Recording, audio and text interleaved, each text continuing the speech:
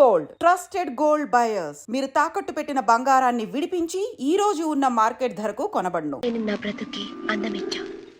నిన్ను కలిసాకే నా జీవితం ఎంతో మధురంగా మధురంగా.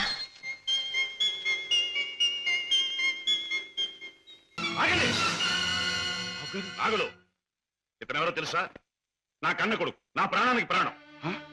ఈ బాబు గారు మీ అబ్బాయా? నాకు నిజంగా తెలియదు బాబు.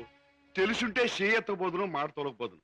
నన్ను మన్నించండి బాబు. ఏం నాన్నగారు, ఈ నాగులు మీకు తెలుసా? తెలుసు అంటే మీ నాన్నగారు నాకు తెలియపోటేంటి బాబు. ఒకప్పుడు జ్ఞానంలో చిక్కున్న చేపలాంటి నన్ను బయటికి లాగి తిన్నెట్టి బతికించారు. ఇది నాకు దేవుడితో సమానం బాబు గారు.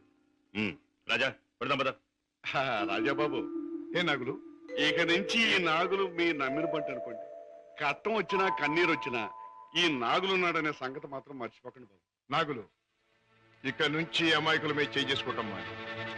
కష్టపడి సంపాదించి బ్రతకటం నుంచి. అలాగే బాబు. కమాన్.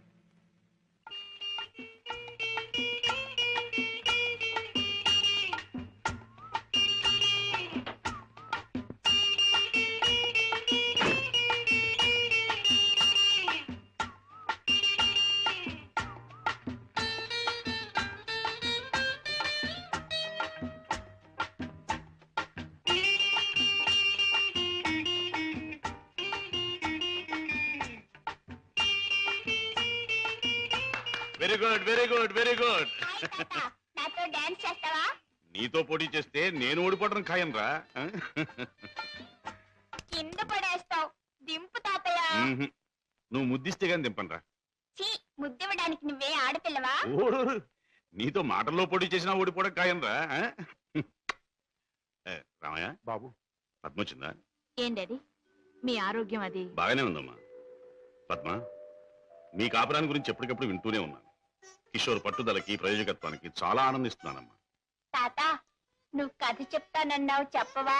ఓహోహో అన్నాను కదూ. అవును రోయ్, చెప్తాను. అమ్మా పద్మ, నువ్వు బుల్లిబాబుని ఎత్తుకుని అయ్యగారింటికి వచ్చినప్పుడేనమ్మా అయ్యగారి ముఖంలో నవ్వు కనిపిస్తుంది. మనవడంటే అయ్యగారికి భలే ఇష్టం. ఓహో, అలాగా. It's all right. రేపు కోర్టులో కలుసుకుందాం. Good night.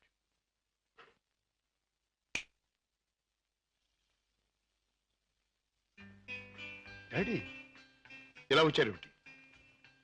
అయిపోతున్న వయస్సు, అలసిపోయిన మనస్సు మనిషికి గమ్యం దగ్గర పడుతుందని తెలియజేస్తాయి కదా. అలాంటప్పుడు మిగిలిపోయిన కోరికలన్నీ త్వరగా తీర్చుకోవాలని ఆశపడతాడు మనిషి. It's natural. అవునా? మీ మనసులో ఉన్న కోరిక ఏమిటి? రాజా, చీకట్లో ఒక చిన్న దీపం ఎంత వెలుగునిస్తుందో, ముసలితనంలో ఒక పసివాడు తాత అని పిలిస్తే అంత ఆనందం కలుగుతుంది. కళ్ళకు వాడంత వెలుగవుతాడు అని రామయ్య తరచూ చెబుతుంటాడు. అప్పుడు మీరేమనేవారు? నేనా? నిజమేనని ఒప్పుకునేవాడిని. రాజా, అనుక్షణం బిజినెస్ వ్యవహారాల్లో పడి కన్నబిడ్డలకు జరపవలసిన ముద్దు ముచ్చట్లు మర్చిపోతున్నానేమో అనిపిస్తుంది.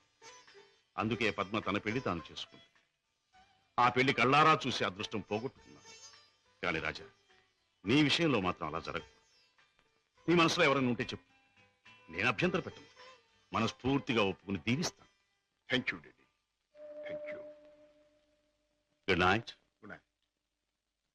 అవును బాస్, ఆ రంగయ్యని మీరు ఎలాగైనా రక్షించాలి. అసలు ఆ రంగయ్య ఎవరు? మా ఇంటి దగ్గర ఉండే టాక్సీ డ్రైవర్. మనిషి ఎంతో మంచివాడు, అమాయకుడు. చెయ్యని నేరానికి అన్యాయంగా జైలు పాలయ్యాడు. అతని మీద ఆధారపడ్డ అతని కుటుంబం అంతా చాలా బాధపడుతున్నారు. బాస్, మీరు ఎలాగైనా రక్షిస్తే వాళ్ళ కుటుంబానికి సాయం చేసిన వాళ్ళు అవుతారు. అలాగే సీత, ఈ కేసు నేను టేకప్ చేస్తాను. నేరస్తుల్ని శిక్షించడమే కాదు, అమాయకుల్ని రక్షించడం కూడా న్యాయవాదుల బాధ్యత, కర్తవ్యం. It's my duty. రంగయ్య, తప్పు చేయని వాడు దేనికి భయపడక్కర్లేదు. నీకు జరిగింది ఏమిటో చెప్పు. చెబుతాను బాబు, చెబుతాను.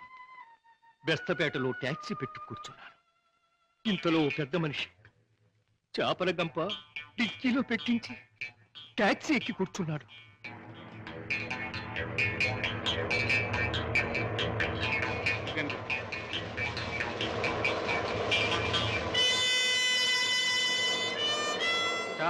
స్టాప్. వెనకాల డిక్కీ తెరు.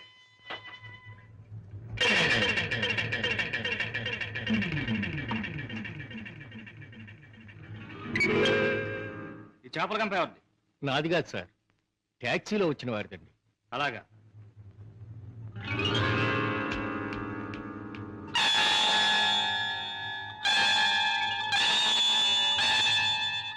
ఏరా, చాలా తెలివి మీరిపోయారా మీరు?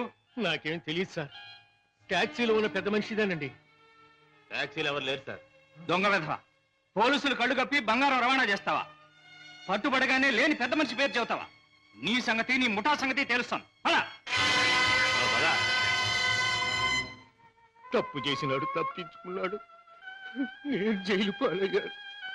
బాబు గారు, రోగిష్టి నా భార్య, విటోడగిన నా కొడుకు, మొగుడు విడిచిపెట్టిన నా కూతురు, నేను లేకపోతే అనాథలైపోతారు బాబు, అనాథ. రంగయ్య, బాధపడక. నేరస్తుడు తప్పించుకుపోలేడు.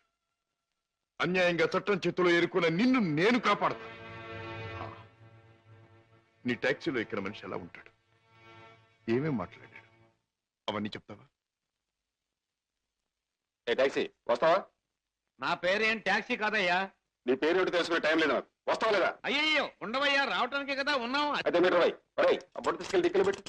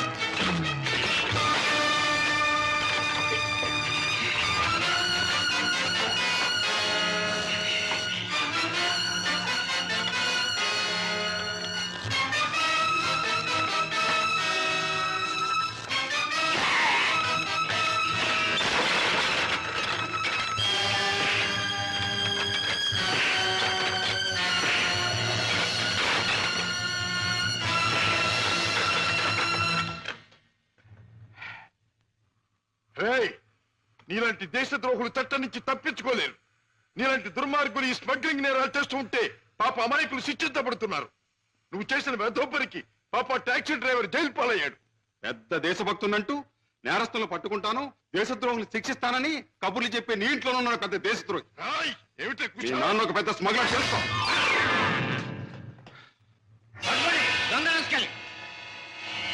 మా నాన్న స్మగ్లరా?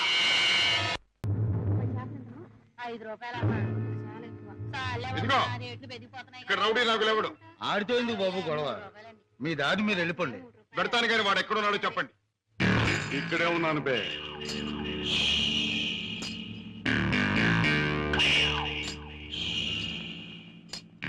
నువ్వేనా నాగులు? అనే అనుకుంటున్నాను బే.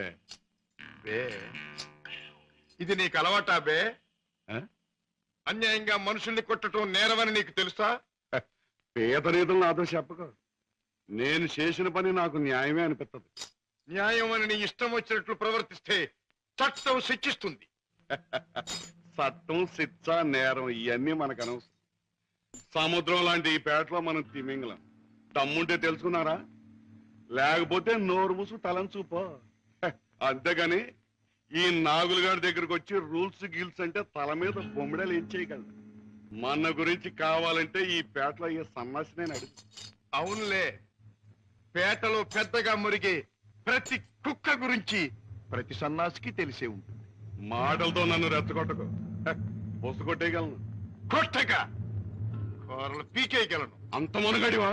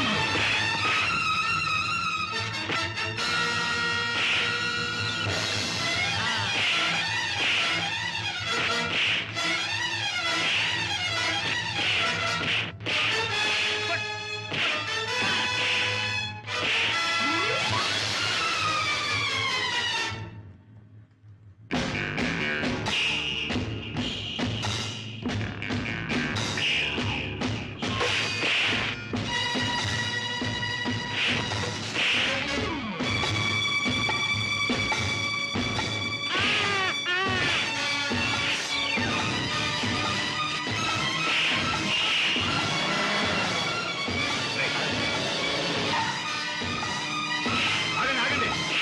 ఏయ్, ఏమిటా గొడవ? ఆగండి.